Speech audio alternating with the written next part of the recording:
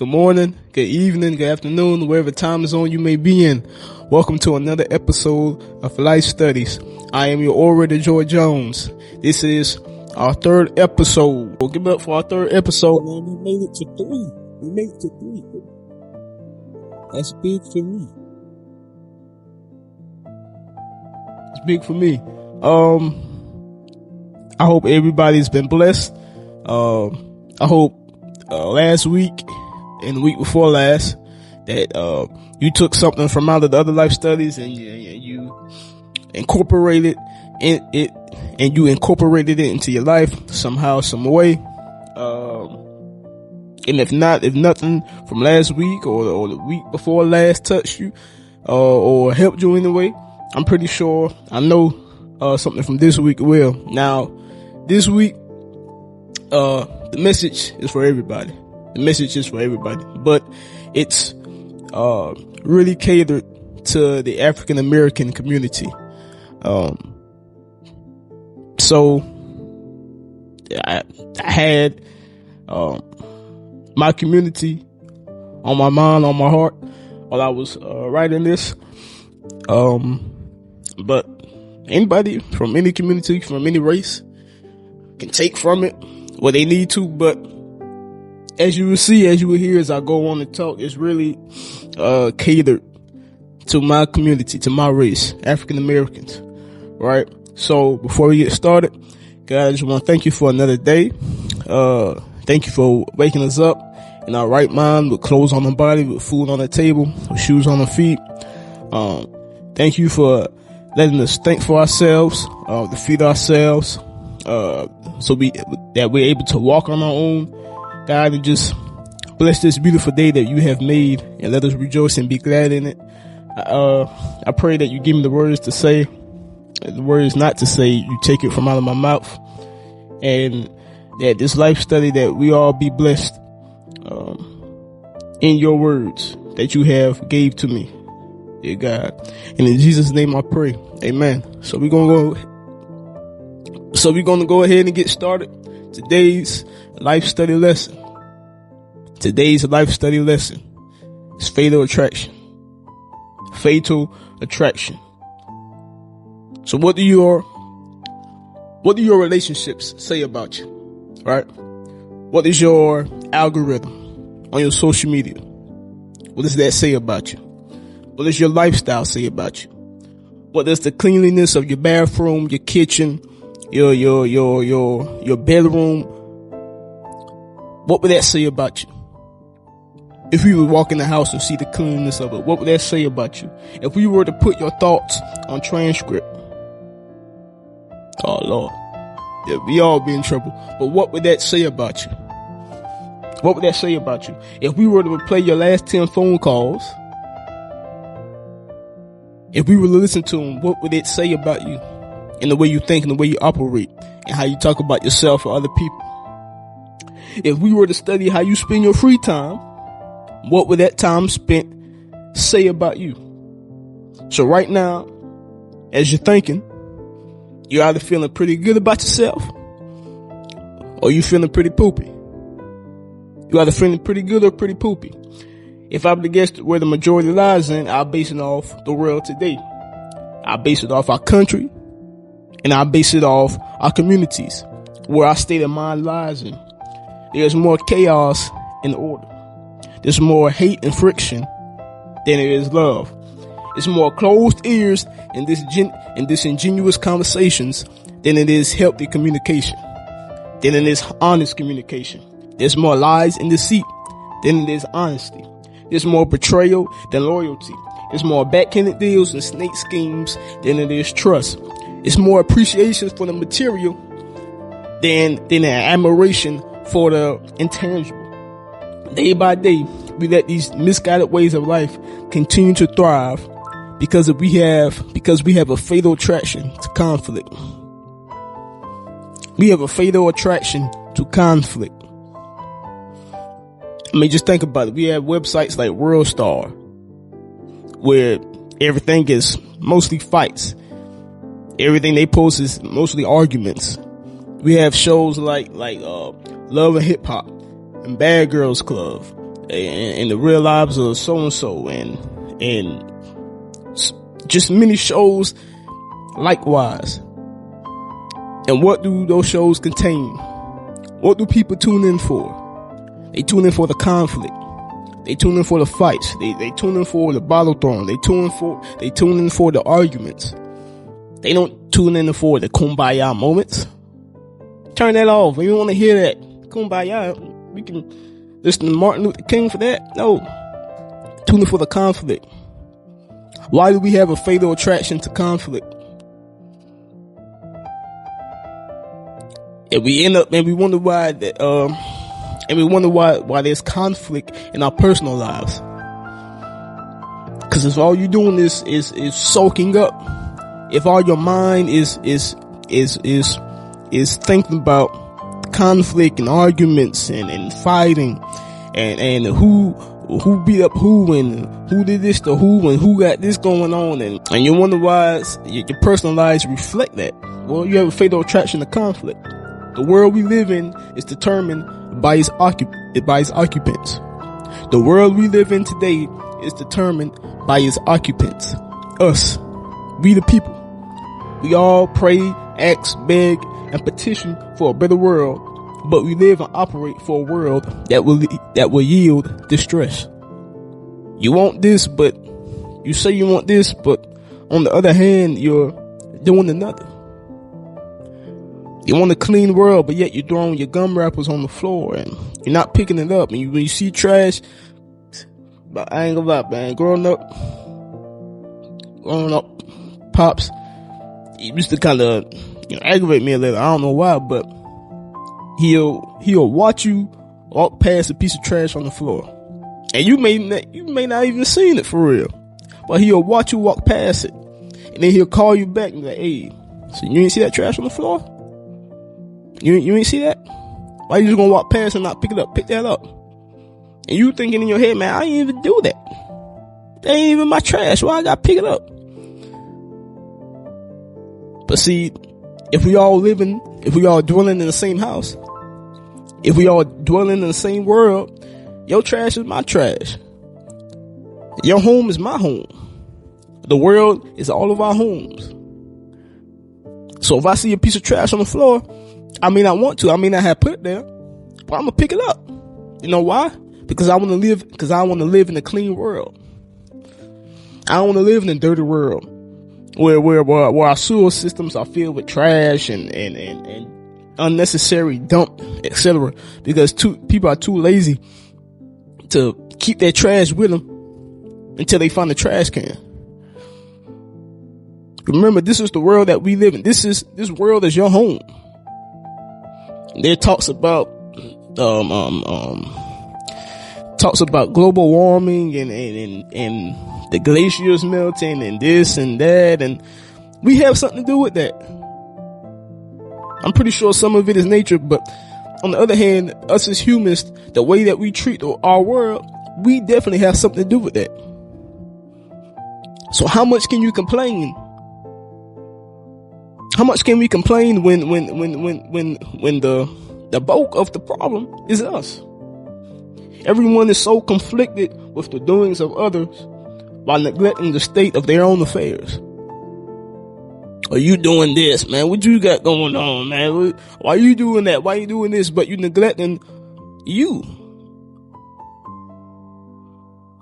You don't realize the problems that you're causing.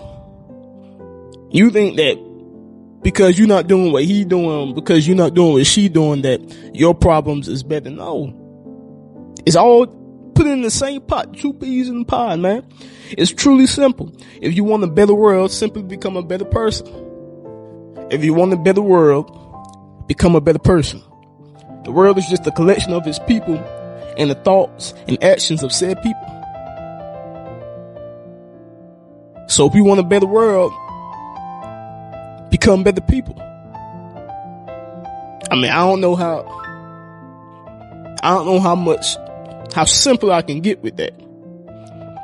If everybody go inside their homes, wherever they may dwell, and they work on them, and then they come back out into the world and release that newfound energy, that positive energy, that better person that they've been working on. And if everybody does that as a collective, what do you think will happen? I don't know how much, I can't dumb it down anymore. So if you want a world that loves, gives, is forgiving, a world that listens, is understanding, a world that is peaceful, full of joy and light, then become that in your life. Be that. If everyone was to focus on their own growth in their personal time and bring that growth into the world, imagine the world that we would dwell in.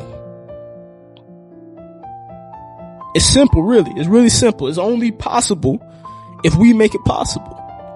Everybody is asking for this person to make it a better place. Trump, make America great again, and this person, do this for our state, and do this for us, and make our country better, and make our world better, and make this place better, make our city better, make our community better. We're petitioning, we're asking for these said individuals, these elected individuals, to make our state, to make our city, to make our country, to make our world a better place. But the onus lies on you. It lies on you to do that. They can't make the city, the world, the state a better place. They can't control your actions.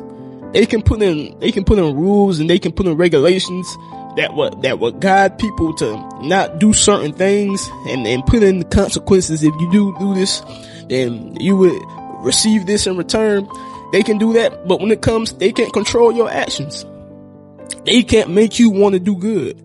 They can't make you want to be a better person. You have to want that for yourself.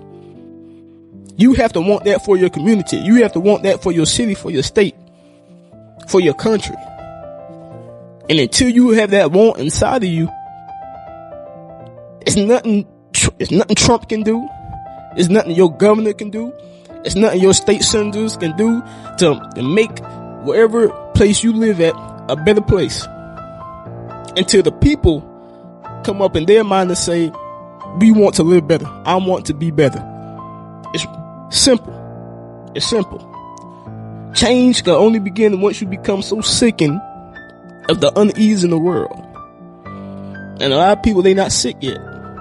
They're okay. They're complacent. Yeah, oh man, we got this going on and that going on, and all I see is trash, and oh well, that's just the world we live in. That's just how we live in. Nobody's really sick yet. Nobody's really sickened of the place, of the state of our world. Not even just talking about, the United States, but the world period. Nobody's really sickened by it. Once we become truly sick of the state of our affairs and how we move and how we operate as a world, as a country, nothing will ever change. Nothing will ever change. Because you're okay with it. You may not agree with it, but by the fact that you're not changing individually, we're okay with it. We're okay with it. How do I know? Because look at the world. Look at our country. Look at your state. And what does it say? The environment of where you live at, the environment as a whole, it reflects the living of its people. Period. Alright? So, coming up on here and talking, I'm not asking for perfection. Nobody's asking for perfection. Nobody's asking for you to live out here like the Virgin Mary. Nobody's asked you to turn your life around and become Jesus. No, I'm not asking that. I'm asking for change. Just asking for change, that's all. We have to be honest with ourselves. There's complaint that there's nothing but promiscuous women and unqualified men. Every time you turn around, oh man, ain't nothing but hoes out here, man. Ain't no good women out here. Ain't nothing but pimps out here. Ain't no good men out here. Ain't no men worth marrying out here. What's going on? But what does that say about you? If that's all you attract. If all you see in your world If all you see in your world is hoes and unqualified men, lazy men, or whatever you want to call it, what does that say about you as a person? If that's all you attract, because you are what you attract. You are what you attract. It's complaints that a lot of our young children are being disobedient, are being disrespectful. But what does that say about the parents? Everybody's putting the onus on the children, and yes, they do hold some culpability in it. But what does that say mostly about the parent? What are you teaching? What are you instilling in them? Or are you even teaching them anything? Forget good and bad. Are you even teaching them anything? Cause these boys, YNs, these going crazy. Going crazy. Seeing videos of juveniles getting sent to prison for life, for murders. Dude, you 16. What would make you even? And they're not even comprehending this is permanent, dude. You took another young man's life, or you took a young woman's life. Are you really comprehending what you're really doing out here? Or is it just another music video for you? Are you acting like this is a movie? Nah, this is real life, champ. But the onus goes back to the parents. You can't complain about the young generation of today and what they doing when y'all raising them. Y'all raising them. So what does that say about you? There's complaints that there are no true friends out here anymore. Where are the real people at? Where are the genuine people at? Where are the real friends at? I can't find no real friends. Every 6 months you got a new friend group. Every 6 months to a year you got 3 to 4 brand new friends nobody ever seen before. Where you finding these people at? And then after finding them and hanging out with them for 6 months, it's a whole big crash. Oh, she was never real to begin with, and he was never, man. He was a joke, man, and all this going on. Yo, you have to ask yourself, why can't you never find any genuine people in your life? Why can't you attract genuine, true friends, true people? What kind of friend are you? You have to ask yourself that. Because the common denominator in all this is you. That's the only thing that's constant. The friends coming and going, the relationships coming and going. And the only thing that's staying put in your life and what's going wrong is you. You gotta be honest, you have to ask yourself, why are you put in a place where, why are you put in this place? We are to blame for every complaint that we have. We are to blame for every single complaint that we have in our life. Every single one of them. Because every one of them, guess what? We brought it on to ourselves. We attracted it to ourselves. We attracted it in our lives. Whether you want to look at it that way or not. That's just how it is. You have to be a queen if you wish to possess a king. You have to first be a queen in order to possess a king. Then the question comes in that, well, what is a true queen? And then you ask the question, well, if I do find somebody, how will I be able to distinguish? How will I be able to tell if he's a king or if he's just another jester? You have to be a blessing if you truly want to be blessed. You have to be a blessing if you truly want to be blessed. And then the question comes in that, well, how can I be a blessing if I'm not really 100% financially stable? And where's the line drawn between being a blessing and being a people pleaser?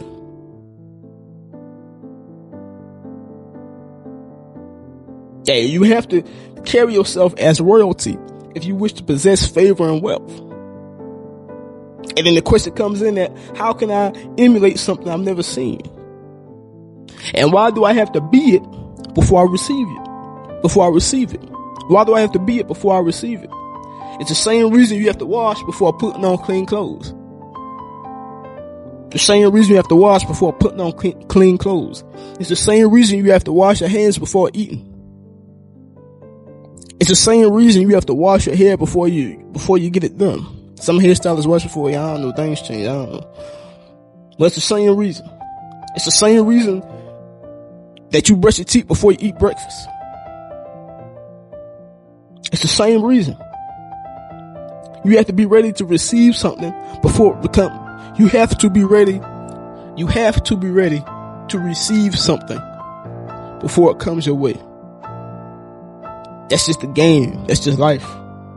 The basketball player is already in the shooting stance before the ball comes his way. He's expecting the ball. Like, hey yo, you see me right here. Like, yo, I'm ready. Like, pass me the ball. At the point guard, whoever sees that, hey, he already ready. He already in the stance. Now at this point, all you gotta do is just catch and shoot. Well, if I'm standing up straight, I ain't ready for the ball. One of the ball might go over my head, might go over my shoulders, I might miss it, get a turnover. Or if I catch it and then I get down the stance, that means the defense that has a chance to come up on me might have a chance to knock the ball out my hand and block it. I have a better chance of missing it. But if I'm already in the shooting stance, if I already got my feet separate, my hands, got my left hand, my guide hand, my right hand, my shooting hand, all I gotta do is put it in the sweet spot, in the right spot. Pass it to me, boom, shot. You have to be all ready to receive it in order to get it. You don't wash your clothes. You don't wash before you put on clean clothes, and you're going to bring the dirt and grime from the past into the new. Don't brush before you eat your breakfast, and your perception of what was supposed to be a good meal will be warped. You got your steak and your eggs, or if you're vegan, you got your this and your that, you got your quinoa, you got your oatmeal, whatever. And it look good and all that, and you eat it and you taste it, and this tastes kind of weird. But you didn't brush your teeth. So when you receive something that was supposed to be good, because you didn't clean yourself up, because you wasn't ready to receive it, now you get what I'm saying? You don't wash your hair before you get your hair done. Now the gratification of a new hairstyle is put on pause. So you were supposed to be finished at this time, but because you didn't do what you were supposed to do, because you wasn't ready to receive it, now we gotta put this on pause until we get ready. And it's gonna cost you extra. This is why you have to be ready to receive it before it gets there. This is why you have to be it before it gets there. If you're not ready, why would I? Gotta say, why would I always say this. What's the point of God preparing the table before you in the presence of your enemies if your hands not even washed yet? I always say this. Your hands not even, you asking God to prepare a table before you and your hands not even washed, dude. Your hands not even washed. I'm gonna prepare this table for you. I now got the food, I got the utensils out, the food, the whole decorations out, and your hand, you still gotta wash your hands? You supposed to, like, come on, bro. Come on, baby girl. Like, we always ask God for new, for better, for something fresh, but we live our life like we're okay with the old. We ask Him for new, but we live like we're okay with the old. Like we're comfortable living in the mess, in our mess. We want to expect God to do His part, but the expectancy that we have for ourselves to strive for better is non-existent. It's non-existent. We have a fatal attraction to complacency. We have a fatal attraction to complacency and just accept the things as they are. and saying, hey, oh well, it's just the hand that I've been dealt, and I just gotta accept it. And you know you're not doing enough. It's not like, people telling you, you feel it. You know you're not doing enough. You know you're not doing enough. You know you can do and be better. But yet, you're going with the same routine. The same routine that has accomplished nothing for you in the life that you desire. And you keep on doing the same routine each and every day. Each and every month. Each and every year. And nothing will change for you. Nothing will change for you. A lot of us struggle because we don't know the definition or the meaning of life. That's where a lot of our struggles come in. We don't know the definition, the meaning of life. Well, I got a surprise for you. I got the definition. I know the definition. Surprise, surprise. Bet you didn't know, huh? The definition. Write this down. Right? The first note of the day. First note of the day. Right? May give you some time to grab your pen and paper. Alright. The first, the definition, the true meaning of life is, here it goes. There is no definition. That's the definition. The definition, the meaning of life is that there is no definition. Life is exactly what you make it and what you wish for it to be. You can tell somebody right now their definition of life, the meaning of life, and they can have one thing, and ask somebody else and they can have something completely different. And none of them are wrong. None of them are wrong. You know why? Because that's their definition. Their purpose, their gift dictates their definition of what life is supposed to be for them. So we can have 8 billion different answers, and each answer is right. There is no clear-cut definition of what life is. We look on social media and the lives of others, and we see how well they're doing, and we envy and we wish to have that type of life. But that's their life. That's what they got going on. Why would you wish to have their life when you have your own to emulate? When you can choose and you can be whatever you wish to be. You can do whatever you wish to do. If you want to take your life and become great, it's your prerogative. Or if you want to take your life and throw it down in the trash can, hey, go ahead. Go full steam at it. Hurry up and get out the way so other people can make their way through. It's your life. Nipsey Hussle said this. Your life, you can play with it. You can do what you want. We deem success as possessing extreme wealth, and anything under that, we view it as a failure. We think that the meaning of success is just money. Money. And if you ain't got money, I'm talking about that crazy type of money, then you're a failure. You did life wrong. That's how it is nowadays, man. That's how it is. And maybe that's why some of us don't push ourselves, because we feel that if we don't reach that millionaire status or that high 100,000-aire status, that means we fail. That means we fail. But the definition of success is the same as life. It's what you make it. The definition of success is the same definition of life. It is what you make it. Your definition of success can be a nice 4-bedroom, 3.5 bath house with 2 cars, with 2 kids. You got your wife, you got your husband. You got your 401k stack, and you retired by 60, so you can live out the rest of your life. And to you, that is a successful life. And to you, if you accomplish that you would die with the biggest smile on your face. Somebody else's definition of success can be, hey, I just want to, if I can just get my hands on this car, if I can just get my hands on this 72 Chevelle, I live me a successful life, boy. Another person, hey man, hey, I feel it inside me. I gotta be a millionaire. And none of those three answers, none of them are wrong. Because success is tailored to you. It's tailored, it's no clear-cut definition. Now you work your butt off to achieve your definition of success.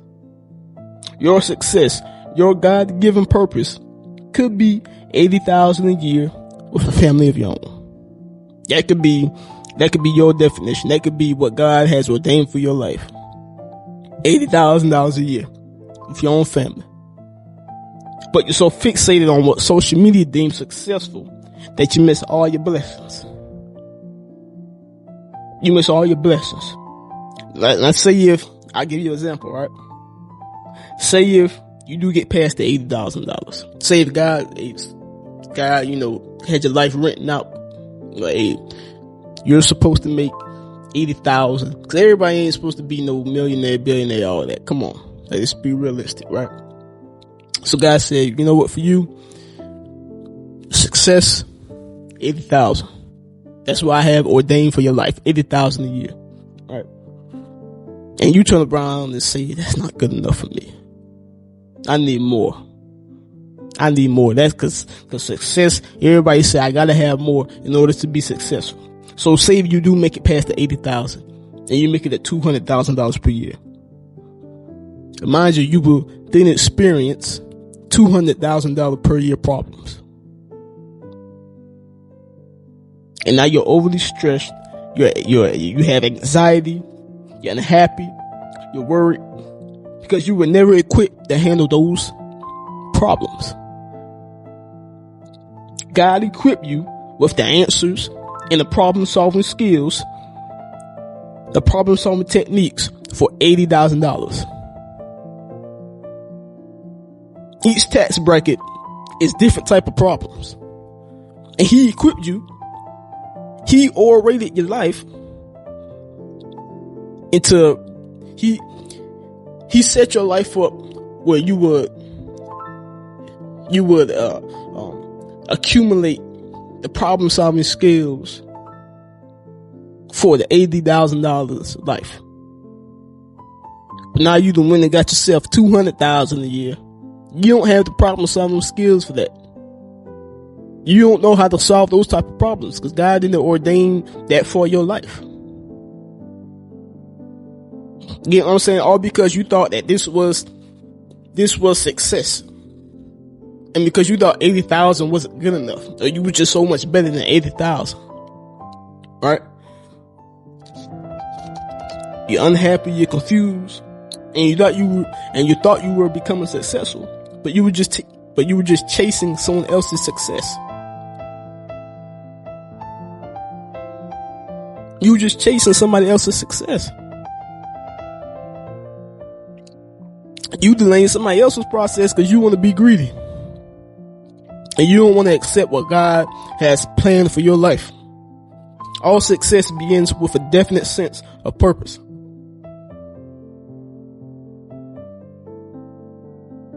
All success begins with a definite sense of purpose. If you know your purpose, if you know your purpose is elementary school teacher, right? You know you're probably not going to be a millionaire unless you hit the lottery or something.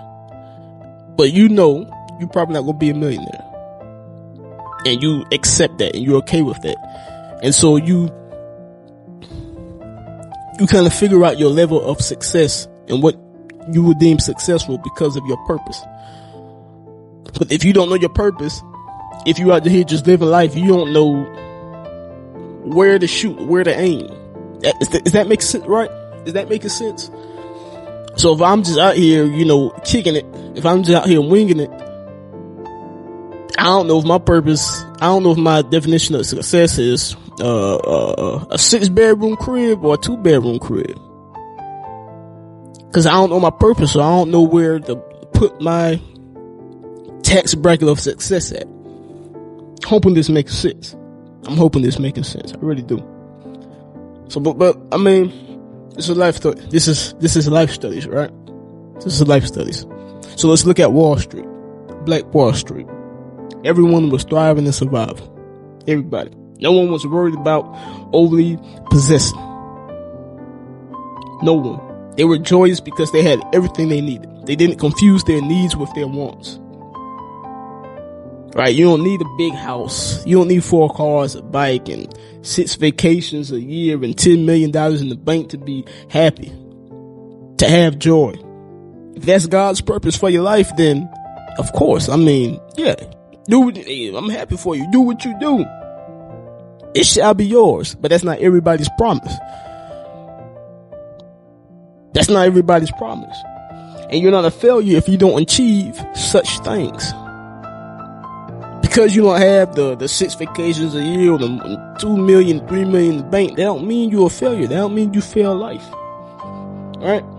That is why it's so important to know your purpose, so you know how to properly gauge your success, so as progress.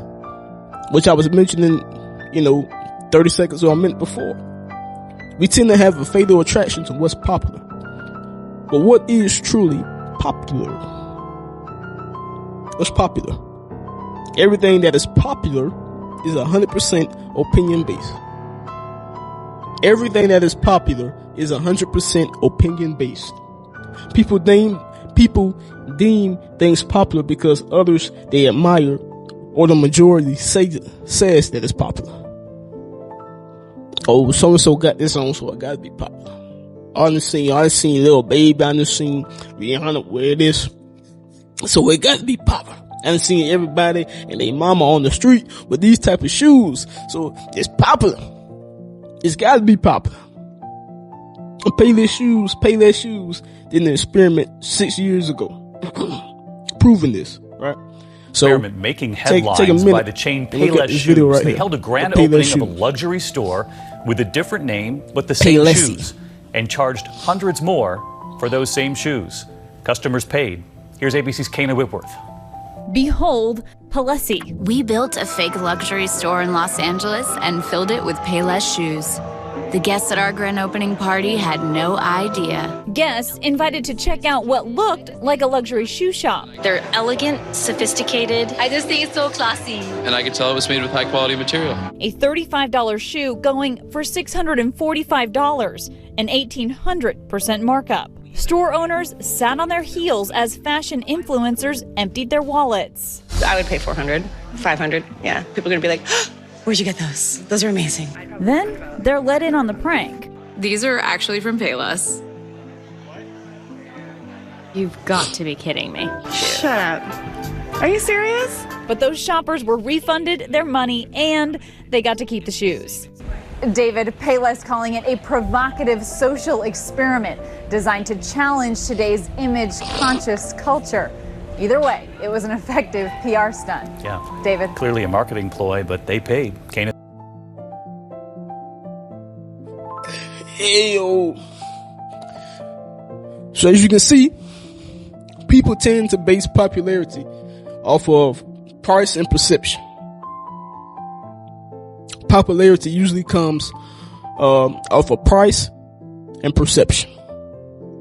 If it's in a nice store and the price tag is $2,000, this store, this shirt, these pair of pants, they got to be popular. It's so expensive, and look how nice the store is. I mean, yeah, man, I'm luxury. This is popular. This is what's going on, right?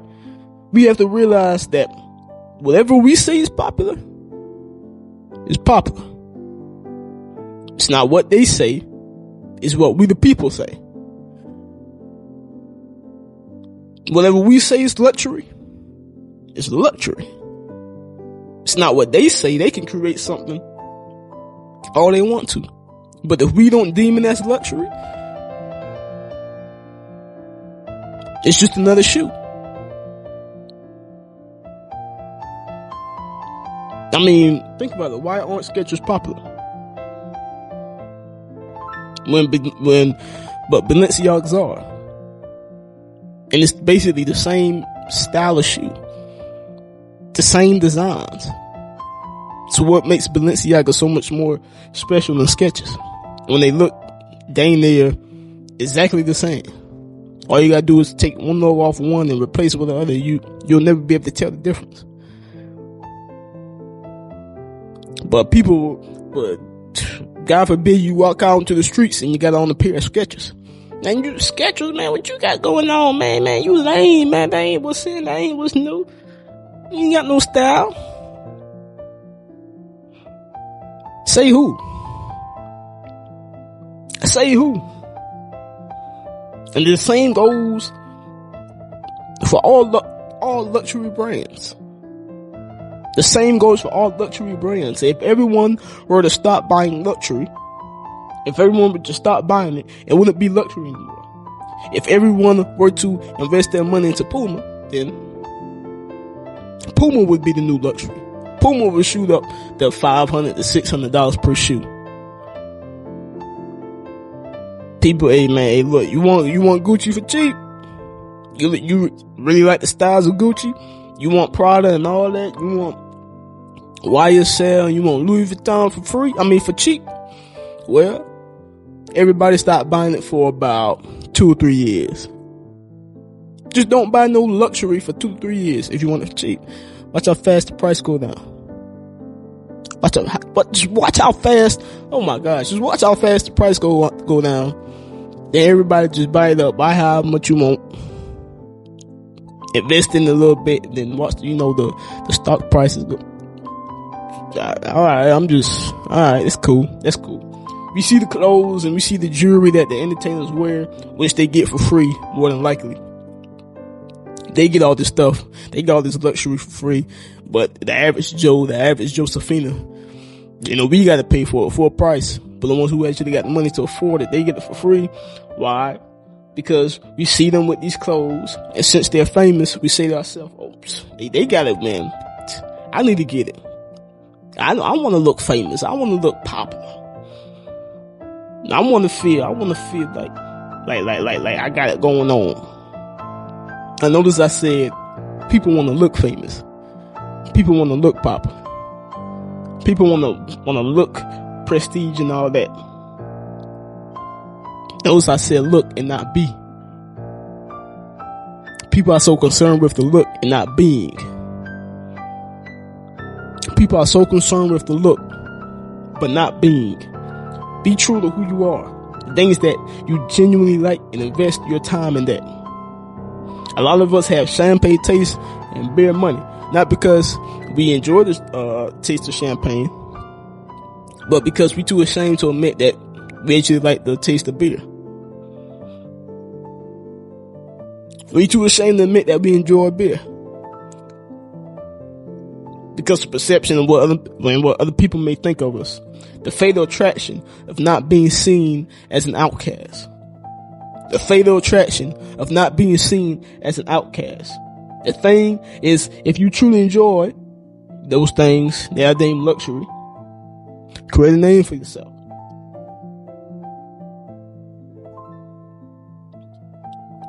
Create a name for yourself, perfect and dive into your purpose, and those things will gravitate towards you. They may start to pay you to wear the items, if that's what you truly wish. If you really love the luxury brands and all that, work on you, and they'll give you the stuff for free. They might even pay you to wear the stuff, to advertise the stuff, because it ain't what's on you that makes you popular. It's what's in you. It's your name, right? At the end of the day, our mind has to be reprogrammed. It has to be reprogrammed. We were taught to be like others. Don't stick out too much. Don't be like a sore thumb. How come you're not like the other boys and the other little girls? You should try more to fit in. You should try more to make friends and all that. But very rarely have we ever heard it's okay to stand out. It's okay to be different. You don't have to. You don't want to be like others. You want to stick out like a sore thumb. It's like we misinterpreted Dr. King's words when he wanted us to be integrated.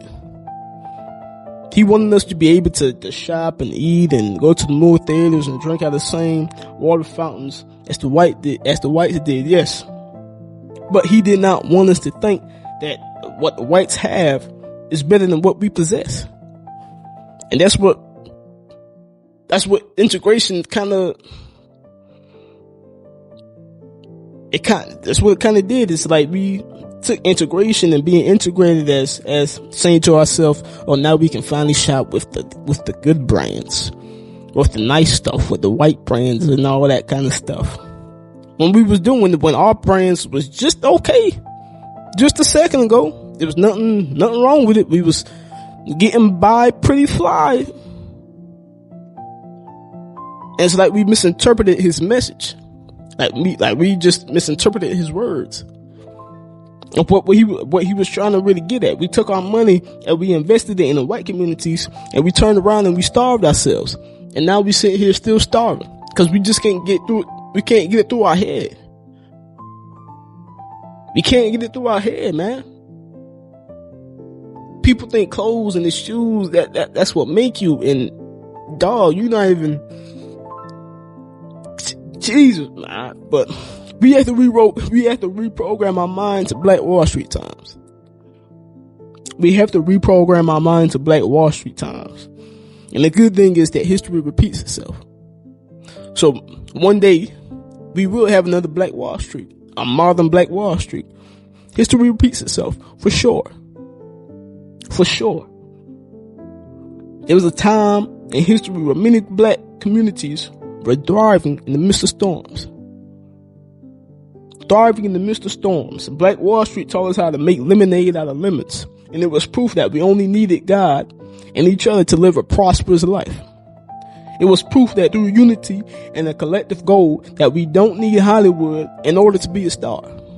We could be a star in our own community, in our own neighborhood. It was proof that even though times are going to poop around us, we can still be in our own world thriving. No matter what the world got going on, or we can still be in our own little section, our own world, thriving. Thriving. Because we feeding each other. We buying from each other. We sharing with each other. Ask yourself, what's the difference between the blacks of Wall Street and the blacks of today? What's the difference between the blacks of Wall Street and the blacks of today? For one, they took key lessons from out of the storm. With segregation, Jim Crow, the KKK, with oppression, all working against them, they realized that they were stronger together rather than apart. Why try to accomplish this by myself when me and my neighborhood have the same exact goal in mind, which is to live a comfortable life? That's the ultimate goal, just to live a comfortable life. Well, I don't have to worry about tomorrow.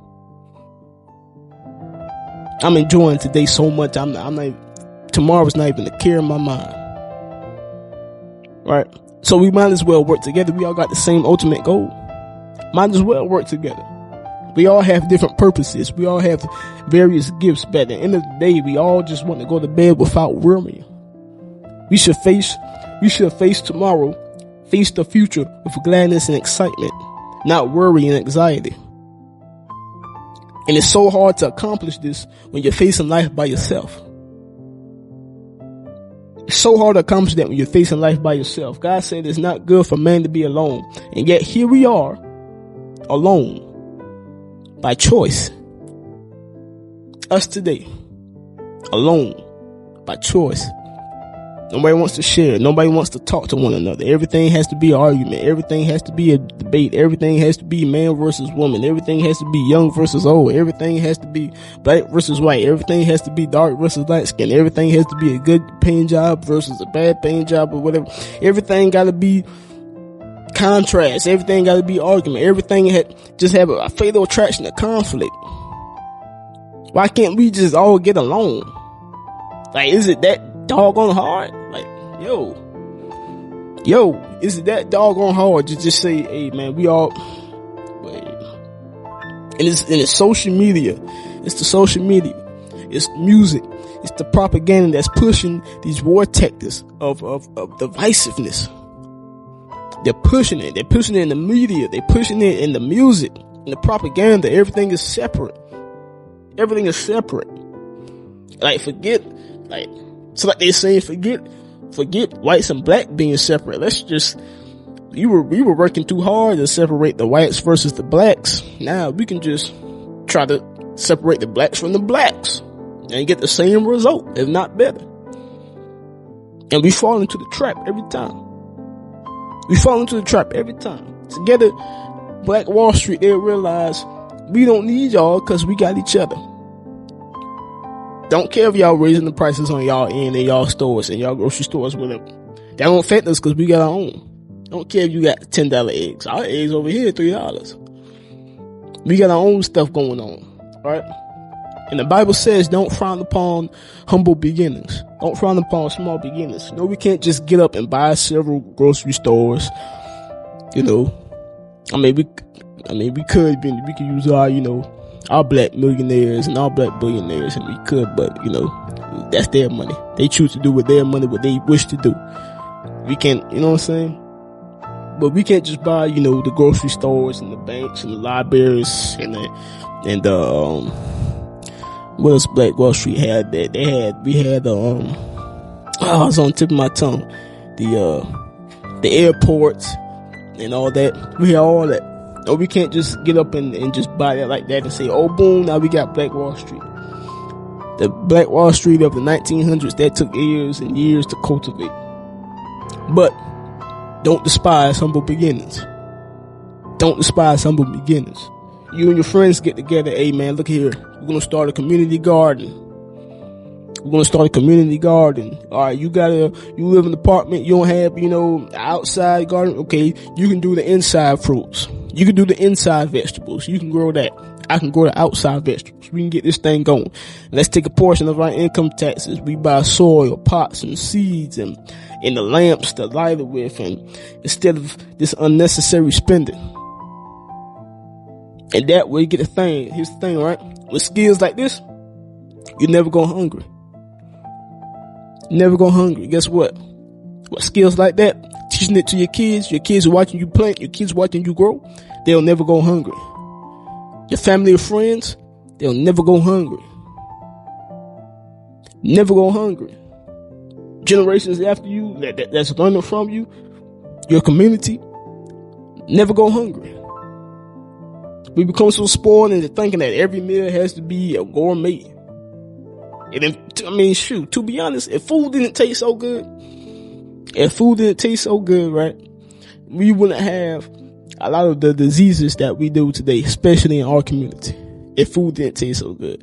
Like obesity and diabetes and high blood pressure, because there would be no overeating. People overeat because it tastes so doggone good. But if food was just made to be food, like, the original taste of food, without all the extra seasons and all that, there wouldn't be a lot of the diseases we have. But that's a different story for a different day. And the second way Black Wall Street African Americans were different than the African Americans of today is their definition of a good life was different than ours. Their definition of a good life was different than ours. Their definition entailed everyone fed in the house, everyone clothed, we had our own outings, and we were close to one another. That's the good life. Welcome to the good life. If I have, you have. You need a cup of sugar? There ain't even the question, ain't even the thing. Just knock on the door and I got you. Welcome to the good life. Our definition is a little toxic. It's a little toxic. A person with jewelry, person with clothes, hoes, and some Jordans is living the ideal life in today's term by having the family foundation, being active in the community, having morals, having character, having integrity, and sharing with others. That's hardly ever mentioned. Where do you hear that at on social media? Where do you hear that at? It's, oh man, I want whoever the latest. I want whoever got this and whoever got it, got that. I want whoever the best looking, and best looking man, I'll take it. And you wonder why you keep on choosing wrong. And you wonder why you keep on attracting the ones, the gold diggers, or the homosexuals. You wonder why you keep on attracting that. At what point, we have to ask ourselves, at what point did our definitions change? At what point did our definitions change? And why did it change? When and why? And how can we get our definitions to line up again?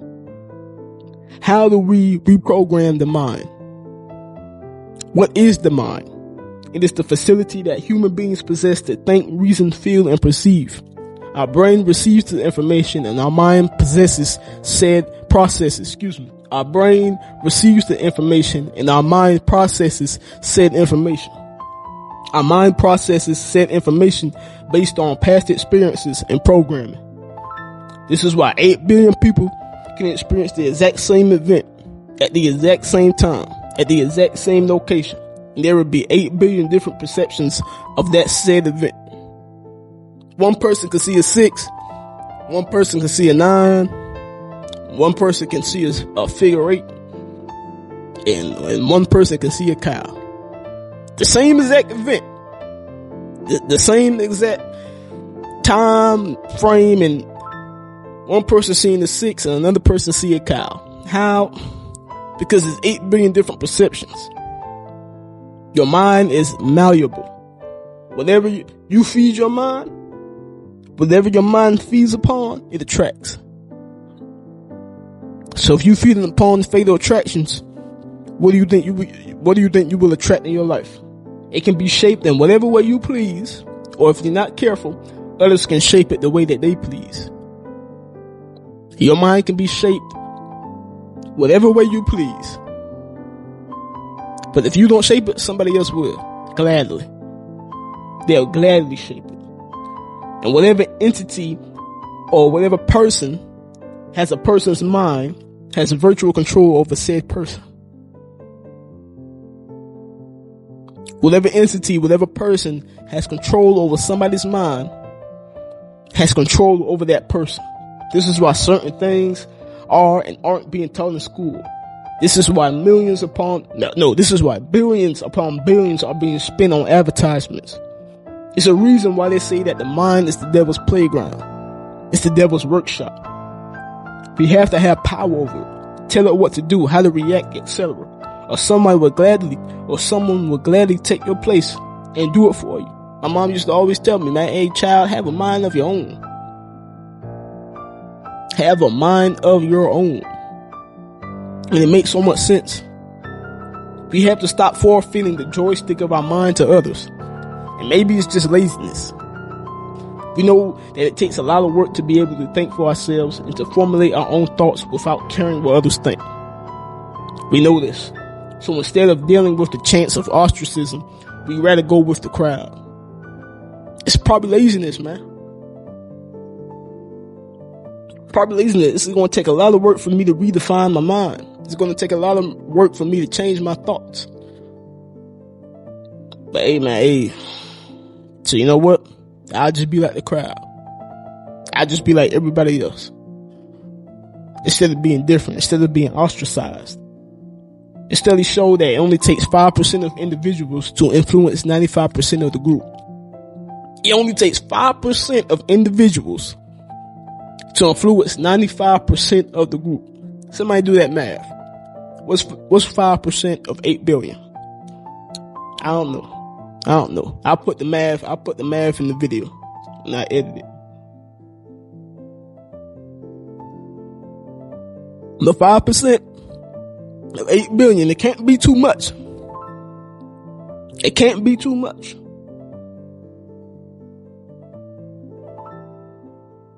We're conditioned to be followers. We're conditioned to be followers. And it starts off young. And it lives on through us. It lives through us. School doesn't teach you how to be a leader. School does not teach you how to be a leader. School teaches you how to be a good employee.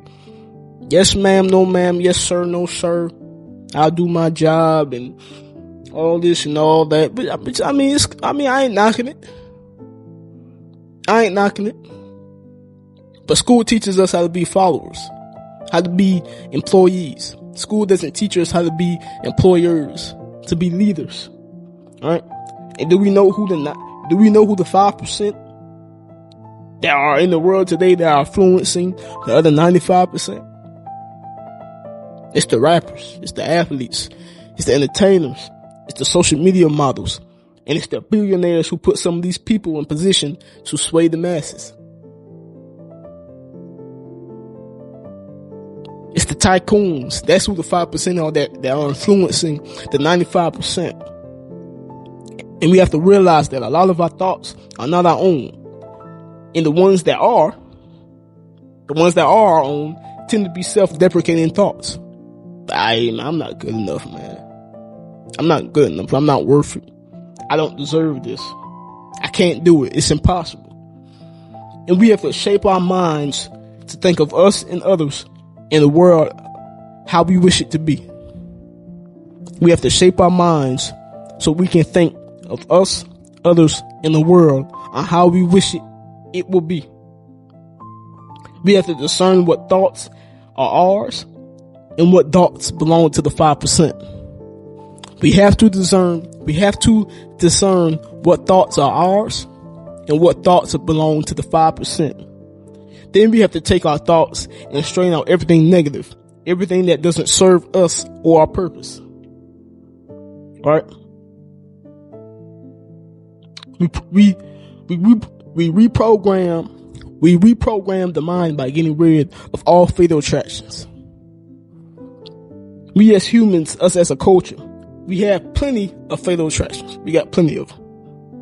But the ones I personally see every day, or a lot, the ones I personally see and have as well experienced in my own personal life, is the fatal attraction to the quick blessing or the quick fix, the fatal attraction to similarity, and last but definitely not least, the fatal attraction to money. Those are the main three that I see. Right? We have to constantly tell ourselves, if it's not making me better, I don't want it. If it's not making me better, I don't want it. We need to ask ourselves, why are we purposely indulging in things that aren't helping me? And quick fixes, quick blessings, wanting to be like everybody else, and a fatal attraction to money, yes, money, does not make you a better person. It doesn't. You want proof? You don't need money to have morals, to have character, to have integrity, to be a good person. You don't need money for that. And vice versa, you don't need money to be an a-hole. I mean, that's just proof. There's proof right there. So, oh man, I'm already at an hour and shocked. That's cool though. We gonna do our thing for real. So the first fatal attraction is to the quick blessing. It's to the quick blessing. To rid ourselves of this, we must first fall in love with the process. In order to rid ourselves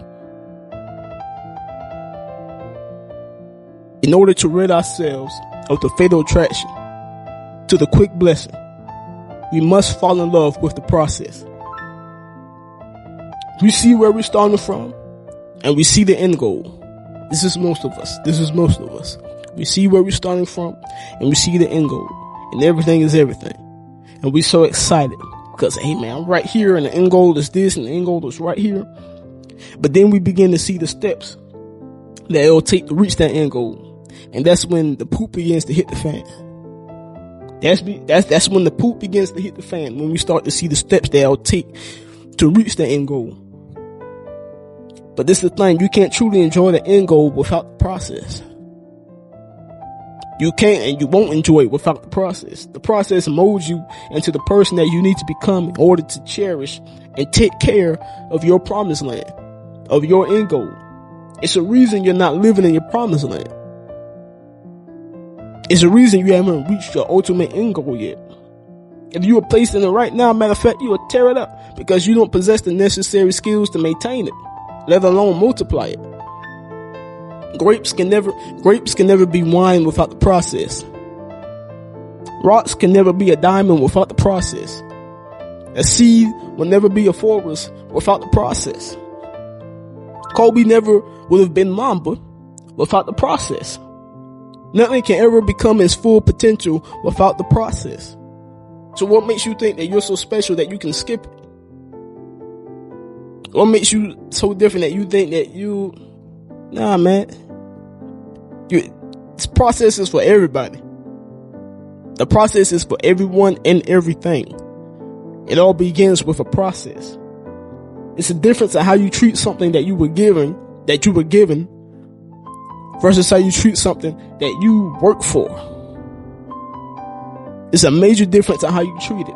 You appreciate it more. You take care of it because you know the time and effort it took to purchase it. When people see it, they see the final product. But when you see it, you see the blood, sweat, and tears that were produced in order to get that final product. You look at it way different. The quicker you receive it, the quicker you'll lose it. And the quicker it can be taken away from you. The process proves to ourselves that we can do it. That we can do anything that we put our minds to. It proves to us that we are our own enemies. And nothing is stopping us but ourselves. And do you know why it's so easy for us to blame the white man? For us to say that it's the white man that's holding us back, talking specifically to my black community. Do you know why it's so easy for us to say that?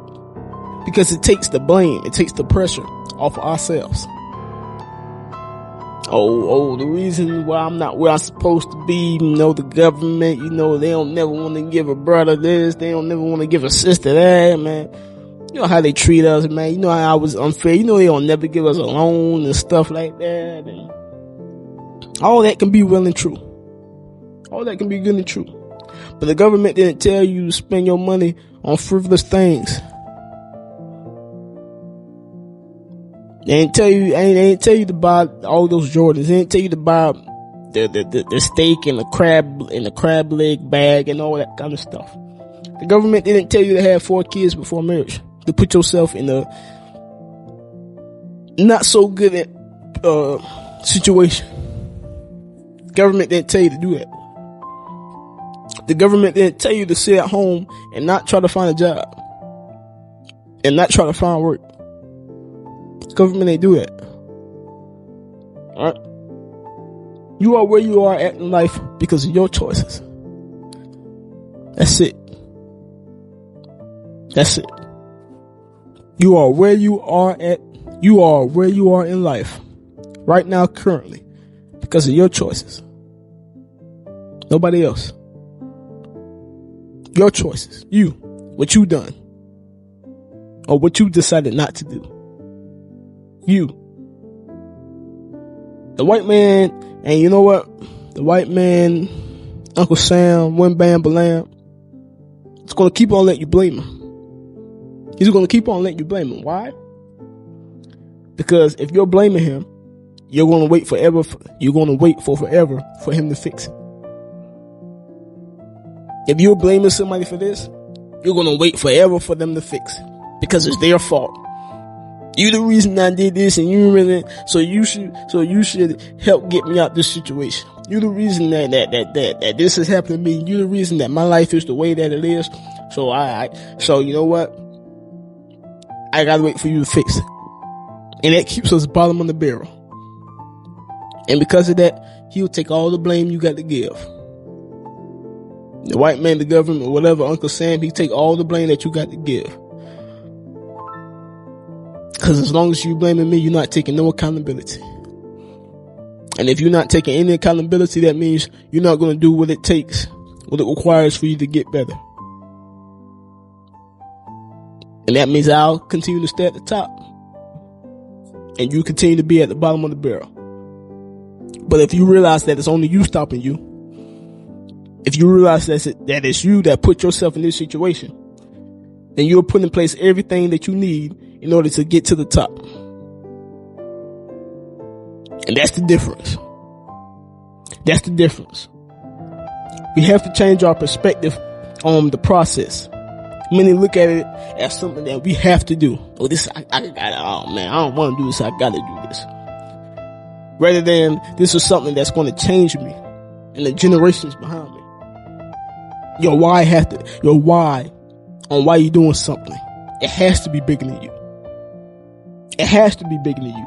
It's easy to quit on you because you're the only one that's going to bear that burden of quitting. If you're doing it just for you, I'm okay with not doing. I'm okay with not getting this. But if your why is your children, a parent, your spouse, your community, you can't quit because it ain't about you anymore. It ain't about you. Your kids depending on you. Your spouse is. Your community is depending on you. So you can't quit. You have to make that your why. You have to become unselfish. That's just the rules to the game. That's just the rules to the game. We have to enjoy the small steps. The journey of 1,000 miles begins with one step. One step each day. If you got it like that, a couple of steps each day. And then at one point you'll turn around, you look, like, oh my God, 1,000 miles? 1,000 miles already? I just was taking one step at a time, one step every day, a couple of steps every day. And you're enjoying each step. We have to appreciate each learning experience, whether good or bad. And we have to celebrate ourselves along the way. It's the journey. What the teacher can say? It's the climb. It's the climb. It's the climb, man. Ain't about the peak of Mount Everest. It's the climb. There's a quote that says, when you fall in love with the process rather than the product, you don't have to wait to give yourself permission to be happy. You can be satisfied anytime your system is running. And the system can be successful in many different forms, not just the one that you first envisioned. Alright? And we can be deceived by the quick blessings that we see on social media. With a lot of people scamming. And then you got AI, you can't tell what's real, what's fake anymore. Then you got people that's buying followers. You got people that's buying already pre-made pages. And you're wishing for that. But you're wishing for a facade. You're wishing for something that's not even real. You don't even, like a genie, man. Like, you say, you want this? There you go, something fake. You're beating yourself up because you're not in the same position, and you don't realize that 90% of what you see is all a lie. It's all a lie. And people, man, people weren't dumb when they did the $2. If you give me $2, I get you back $2 million.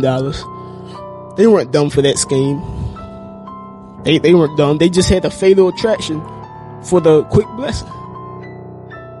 They just had a fatal attraction for the quick blessing, man. And unless it's a miracle from God, there's nothing good that can come from something quick. Unless it's a child or a hot pocket, you know. That's the only thing that could. You get my drift? And next we have the fatal attraction to similarity. Monkey see, monkey do. Monkey see, monkey doggone do. If it's a trend, no matter if it makes sense or not, I'ma do it. Cause it's trending. And since it's trending, I gotta do it because I can't be different. Everybody else is doing it. I gotta do it. I gotta do it. It's like a condition or something, man. It's like everybody gotta wear the same lashes. Everybody gotta have the same Jordans, man. Seen the videos when I think it was the black cement Jordans that just came out, whatever, a couple weeks ago. And the videos of fights breaking down the stores. They shooting over a shoe, man. A shoe that's gonna be re-released a year or a couple of years from now, and it's gonna look exactly the same. Like, bro, like, we gotta do better, bro.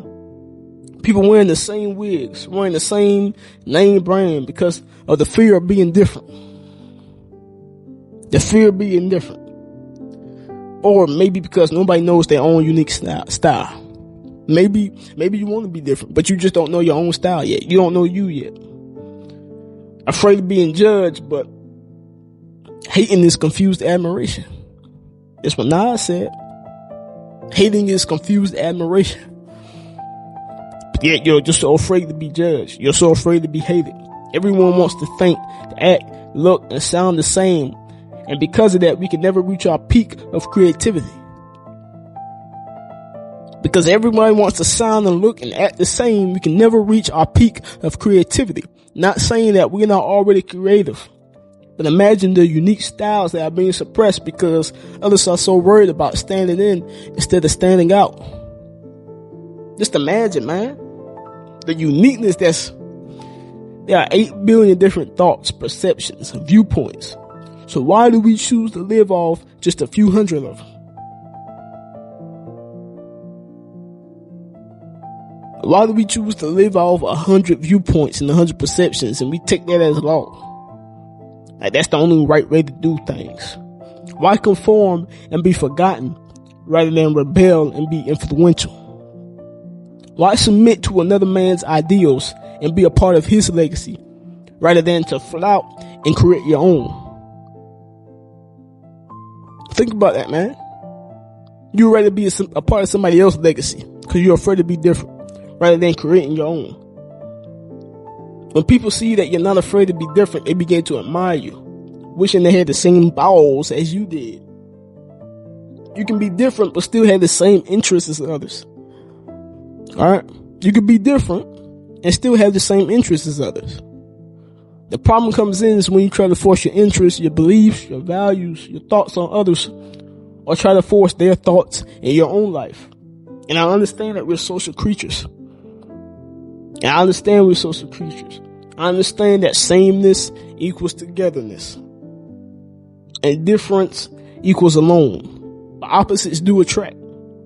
You can take your thoughts, I take my thoughts, he or she take their thoughts, and together we create a creative conglomerate. We create something masterful. Just simply because I'm being me, you being you, they being they. And we're not trying to be like somebody else. We're all being like ourselves. And we have the same ultimate goal. And we put our creative works, we put out all of our creative works together. And something magical comes up. We are supposed to learn from others, not be replicas of others. We're supposed to learn from others, not be replicas of others. Bernie Mac appreciated Richard Pryor, Bernie Mac appreciated Richard Pryor, but at the end of the day, he stayed true to what made his comedic skills unique. By being different, you live a life that is true to yourself. You give the world the gift, the uniqueness that has only. By being different, you live a life that is true to yourself. You give the world your gift, the uniqueness that has only and will only be given to you. Only you possess what you have. There'll never be another you. Never has been, never will be. Never. I don't care if you're a twin. They're not you. They don't have what you have up here. Right? By being different, you inspire other people to be themselves. You're more apt to think outside the box, which formulates new ideas that could change the world. People pay for different. People pay for different. Just off the simple fact that they so intrigued by it. Right? Luke chapter 12, verse 22 to 24 says, he continued this subject with his disciples. Don't fuss about what's on the table at meal times, or if the clothes in your closet are in fashion. There's far more to your inner life than the food you put in your stomach. More to your outer appearance than the clothes you hang on your body. Look at the ravens, free and unfeathered, not tied down to a job description, carefree in the care of God, and you count far more. And you count far more. It's okay to enjoy Disney movies if you're a man. It's okay. It's okay to like construction if you're a girl. It's okay to prefer country if you're black. It's okay to like 80s fashion if you're in your teens. And it's okay to like Beyonce if you're 85. Just think about this. Another human made a list of what is socially acceptable many years ago based on their own preference. They based it on their own preference. Right? And everybody else decided to go with it. Like, yeah, he right. Whether they really agreed or not, they just went with this person's or these people's preference. Right? So who made the rules that boys can't like dogs and girls can't like action figures? Who made that rule? And what makes them so right? A boy liking dolls doesn't make him any less of a man. It doesn't make him weak or soft. He could be playing with dolls because the doll's so doggone pretty. He just want to be around, a woman any way he can. Any way he can. He may just like looking at the doll because the doll's so pretty. He just, you know what I'm saying? Well, you don't know that, but you calling it gay, you calling it homosexual, and the girl can like action figures. She can want to play with the G.I. Joe and still want her nails pink. A lot of time, and I've said this before, a lot of time, I don't think a lot of people realize it. A lot of times people push gay on the young.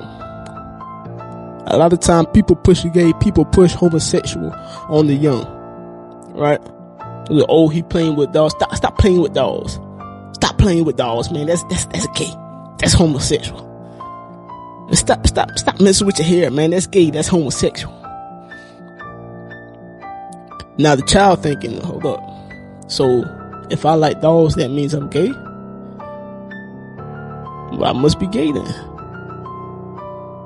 He just playing with the dolls because he just like the way the doll look. He's intrigued with the doll. He's intrigued with the figure of the doll. He's a young boy. But because you keep on saying that it's gay for a boy to like dolls, now in his mind, now he's thinking, well, they kept on saying that if I like dolls, that must mean I'm gay. They kept saying if I like this, that must mean I'm gay. They kept saying if I wear this, that means I must be gay. I guess I must be gay. And you're confusing them because you're placing a title on them that first they don't even know nothing about. They don't even know how to comprehend that. And so they just take it. Okay, I guess I'm gay because I like this, I like that. My daddy said that if I like this, that means I'm gay, so I'm gay. This is why you have to be open to difference. And people being different. This is why you have to be open to not every boy is going to like what you like. Not every girl is going to like what you like. That doesn't make them weird. That doesn't make them crazy. That doesn't make them homosexual. That doesn't make them any less human than you. Any less normal than you. That just makes them different. Which God called us to be different. You're not the blueprint of what a human should be. You're not the blueprint of what a man should be. You're not the blueprint of what a woman should be. You're the blueprint of how you should be. Not nobody else. That's why you don't judge. I can go, alright. In order to embrace your uniqueness and flaunt it unapologetically, first you have to figure out what makes you, you. What do you have that no one else has? There's a lot of cosmetologists. What? Yeah, there's a lot of them. There's a lot of barbers. There's a lot of doctors. There's a lot of teachers. There's a lot of lawyers. But what makes you different from anyone else in your profession? Discovering this isn't an overnight thing. Ask yourself, does this come naturally?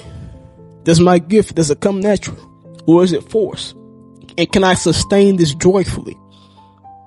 You have to embrace whatever your gift is. You take care of it like a child or a pet.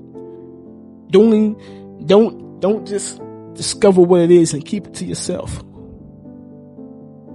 Don't discover what it is and just keep it to yourself, man. And embrace the challenges that come with your gift. Like say if your gift is singing, right? And the challenges that may come with that. Every now and then you may experience a sore throat. So embracing that challenge, find out how you can rest your voice so you don't accrue those sore throats. Find out what heals a sore throat naturally, right? But just because you have a sore throat doesn't mean that you stop singing. Right? And the last but not least, there's a fatal attraction to money. Oh man, this is a big one. Everything is about $1. Everything's about the quickest way, the easiest way to get $1. You rush to get $1 like money is a limited resource. No, money doesn't grow on trees, but it is printed on a printer, which is probably even better. It's because it takes years to grow a tree, but it only takes 2 seconds to press print. It's unlimited. It's unlimited. Right? We're chasing money. We're chasing money, which means if we're chasing it, right? If we're chasing it, that means it's running from you. Everybody's saying chase a bag, but if you're chasing it, that means it's running from you. When it's intended for money to be running to you. Just get out that chase the bag mentality. Why would I want to chase it? It should be running towards me, not running away from me. And I'm not saying money isn't good and I'm not saying that money isn't good or much needed, because it is. And I've said this before and I was wrong. Everyone is saying chase a bag, and you're voluntarily putting yourself in a rat race. You're putting yourself in a rat race when you're saying chase a bag. Kobe chased his dreams. He chased the grind and the process, and in return, the money chased him. Bezos, he chased his purpose. He chased knowledge. He chased his craft. And in return, the money chased him. And you begin to chase your purpose and make you better as a person. Once you chase the process instead of skipping that and chasing the bag, that's when the bag chases you. That's the rule to the game. That's the rule to the game. You use your job and the funds that you create from it to chase your purpose. Yes, there are bills to be paid, there's mouths to feed and other stuff, there's debts to be paid off. But we have to sacrifice in order to live the life that God intended for us to live. We have to sacrifice.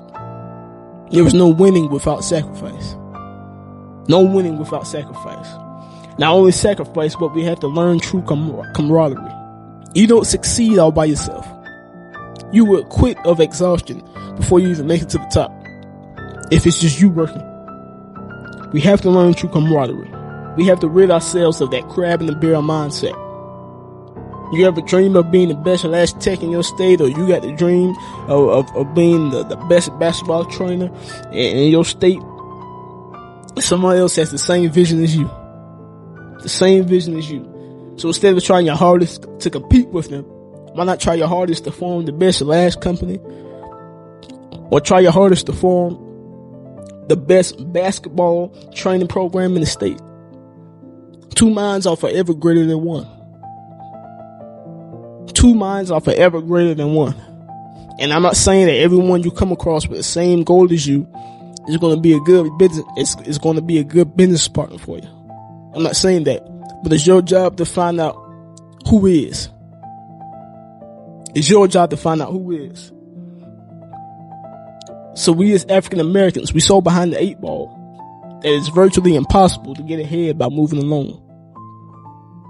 You're so behind that it is virtually impossible to get ahead by moving alone. Unity brings the bread in. Coalition is what forms unbreakable businesses. And collaboration is what forms strong ties, not chasing the bag like a chicken with your head cut off.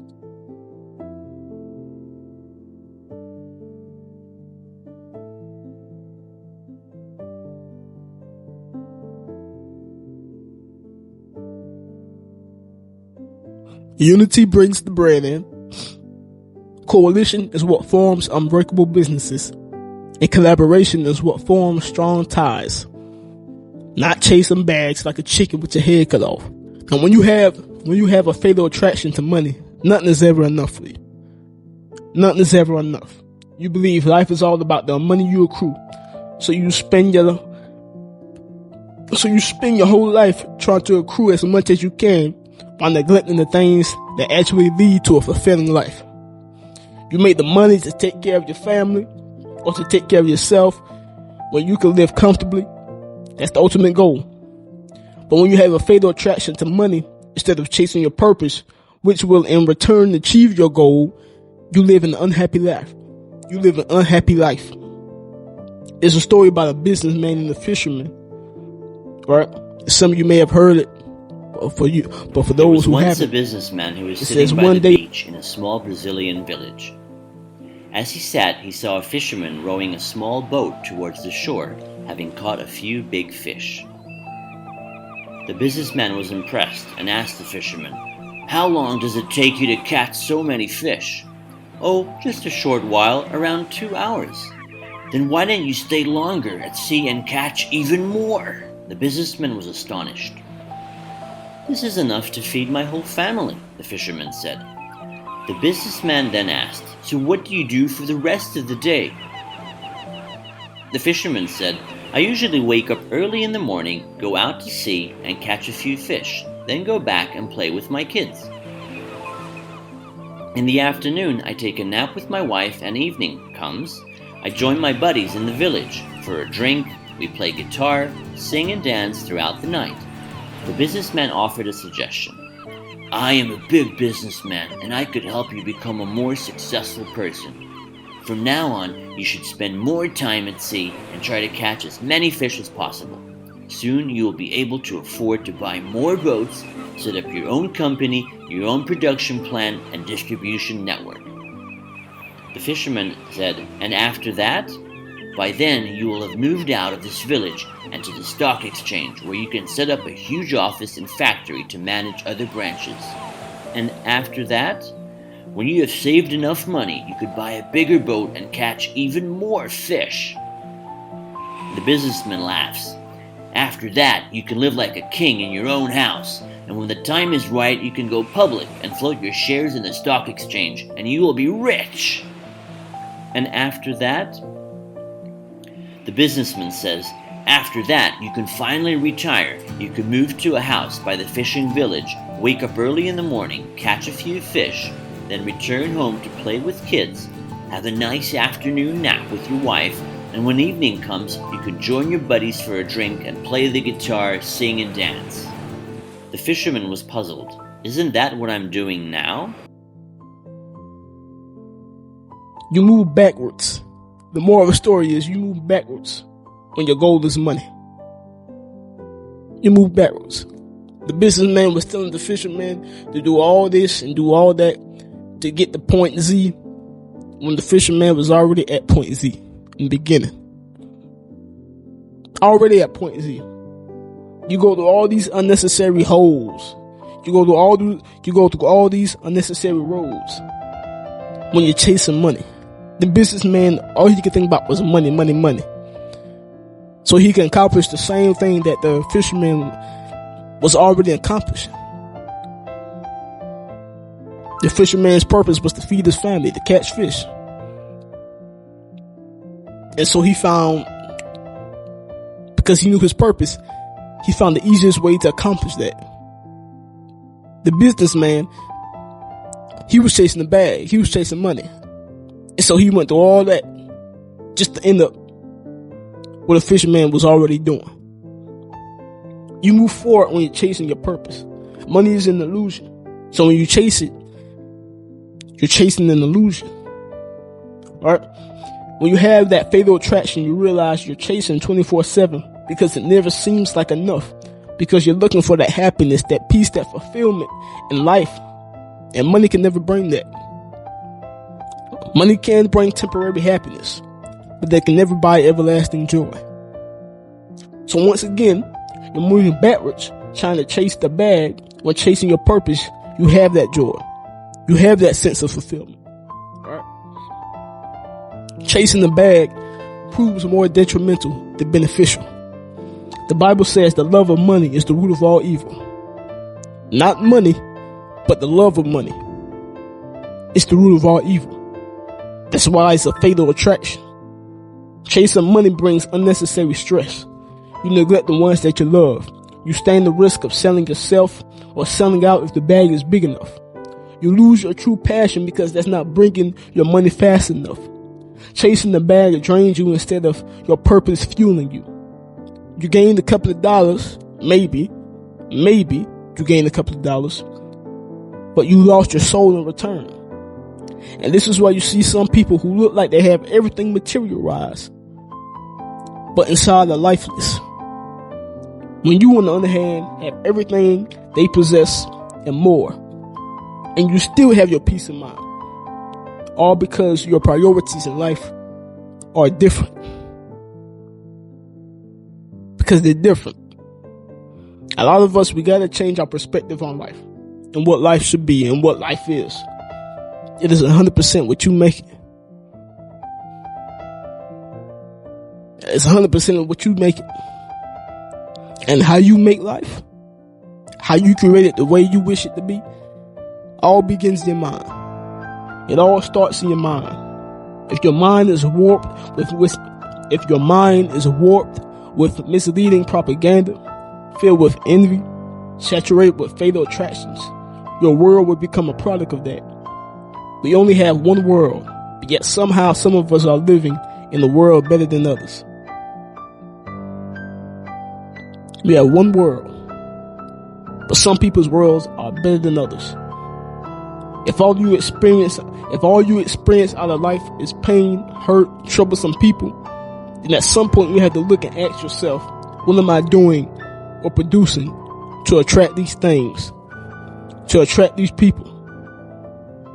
Fill your mind, occupy your time, live your life with beneficial attractions. Watch how your own personal world begins to evolve. Forget about trying to get a quick come up all the time and invest in the actual work, and watch how the work begins to work for you and bring you unforeseen blessings. Neglect trying to be and do like others all the time, and watch how your uniqueness attracts those same people that you're trying to impress. Never mind letting money rule your life, and watch how your purpose brings you more money than you can handle. Study the lives of the well-to-do people that live in their purpose. They didn't try to fit in because they knew they were different. Kobe Bryant once said, man, he wasn't invited to parties. And that made him go harder in the gym. It didn't make him try to become popular so he can go to those parties. Now, it fueled his purpose. He didn't change who he was so he can get invited. People living in their purpose didn't duck the grind. They thrived in it. They welcomed it because they knew it was the grind that made them who they are. They knew it was the grind that would make them who they need to become. Study these people, and everything that I'm saying will line up with how they live or are living. There's no definition to life, but there's a formula on how to live the best life that you possibly can. Alright, so my gosh, almost 2 hours. Voice box gone. But I enjoyed this life lesson. And I pray that you did as well. So I ain't even gonna hold you no longer. In the announcements that I have, yeah, you know what I'm saying? Buy the gear. First Amendment, we the people. Express yourself. I got the pants on right now. I don't feel like standing up. Go to the website. Buy. Shucks. Make me a luxury brand. You know what I'm saying? Make me a luxury brand. We deem what's popular. We deem what's luxury. Nobody else. You know, I always like to end off with a poem. Last week, I read the poem, and when I edited it, and saved it to my phone, somehow the sound got messed up a little bit. So it kind of messed up the poem or whatever, for those of you who did watch it. So I'm gonna read the same one again, and it actually goes perfectly with this life study lesson as well. So hopefully this time, the editing goes a little bit smoother. It doesn't get messed up in the process. And of course, I gotta make sure I double check before posting it anyway. So that's my fault as well. But mind games. The poem is called Mind Games. It's all in the mind. How we think is how we'll be defined. I realize that's why the devil is so inclined to disalign what God already refined. Why hurt the elder when I can kill generations, working inside out? Outside you feast on the good word, as long as your thoughts feed on this doubt. I'm playing on the long term, cause the mind is a precious thing. Why stop at you when I know you can pass your mindset to your seedlings? Trespassing on property that was made to produce kings. Having free range cause the powers of the mind, you was never taught the true meaning. God said you are precious and honored in his sight. Chosen to lead the nations, truly treasured art thou. I was his favorite one, and yet he chose me to smite. Now I plan to kill all his children through epistemicide. Like a cast out child cut off from the family's doubloons. I come now with a vengeance to wreak havoc and cause doom. I'm quick. Soon as God utters his promise, here I am to dismiss. I'm so slick.